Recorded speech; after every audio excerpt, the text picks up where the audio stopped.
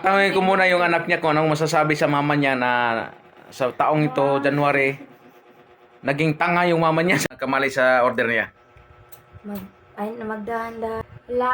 Magbantay lang, mag-double. Tanga ang mama mo? Hello guys, ito si Maring Tata, nag-order siya. Sos, Ginoo. Katawan mo kanya. Di ba yung order yung 10 ba, yung may ang tawag yan? Anong tawag niyang, ano yung 10 ba na square na may tukod, ano naman tawag niyan? Ang in-order niya, kasi mura lang daw, 3 by 3. Yung uso ngayon, parang payong na kwadrado. Ang dumating sa amin, nagtaka kami. Nagtaka nga ako, bakit itong dumating sa aning stand? Ito pala, yung 10 in order niya. Ang laki-laki. Di ba oh? Malaki. Malaki. 700 lang. 3 by 3. Samantala, nagtanong ako sa kaibigan ko, magkano order mo, magkano bili mo niyan? Sabi niya, 1.5. Oh, 1.5 yung sabi niya. Ito para kahaba. Ngayon, 3x3. di nagtaka nga kami kagabi, ang mura lang. Tapos nagtanong kami kanina umaga sa kaibigan namin yung tinda ng isda. 700. Maliit. Tama lang sa pwesto. Ngayon, ang in-order niya, 3 by 3. Malaki. Kaso, 700 lang din. So, nagtaka nga, ang mura lang ng 10 na yan. Walang stand. Anong tawag niyan? Replacement. Ito palang dumating. 10. 10 nga. Binigyan siya ng 10. Hindi na naging 9. Hindi naging 8. 10 lang. Ito. Maring Tata. Kaway-kaway dyan.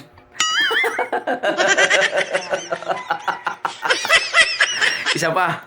Experience. Ito siya. Pangalawang experience na to niya. Yan. Nang-order siyang mali-mali.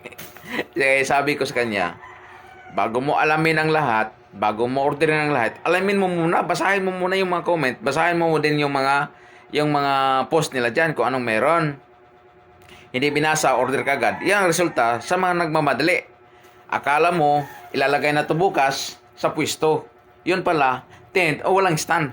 Sus, Ginoo. Isa pang experience niya. Umorder siya ng salamin para lagyan ng banana Q, kamuti Q, at saka turon.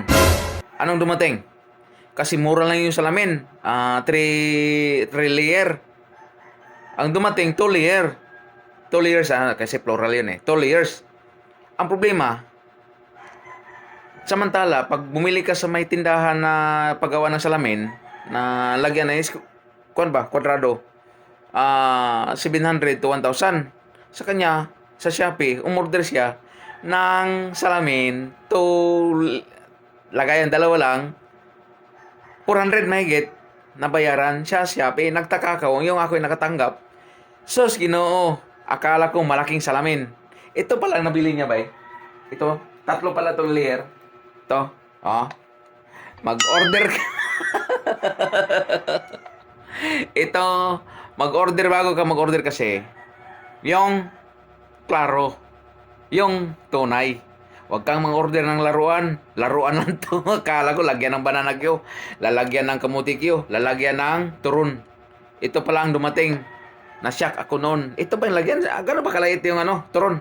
Gano'n ba kaliit yung banana Q? Ano lang, walis ting-ting. Hello, Maring Tata.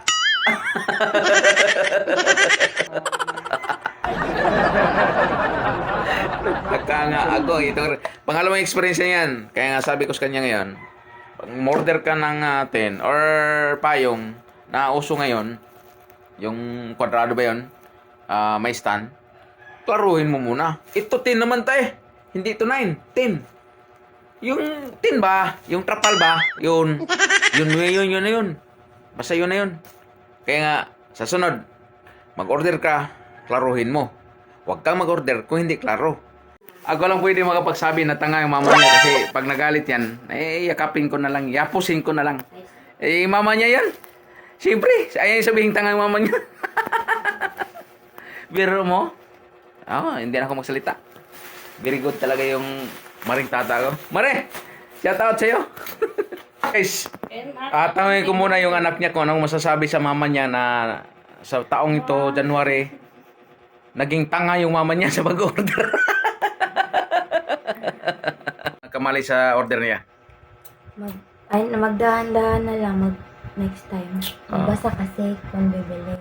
Uy, paano yung video natin? Ano pa? Sabihin mo, ma, huwag kang tanga, ma.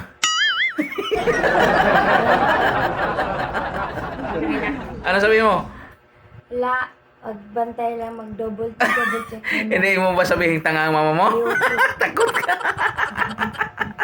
Mag-order ka. Huwag kang ignorante sa pag-order, day. Hinoo ko. Mahal ang pera. Ay, say, mahal ang bilhin ngayon. Mahirap hanapin ang pera. Pinagpawisan, pinagpaguran. Huwag tayong basta-basta. Sige, bye-bye.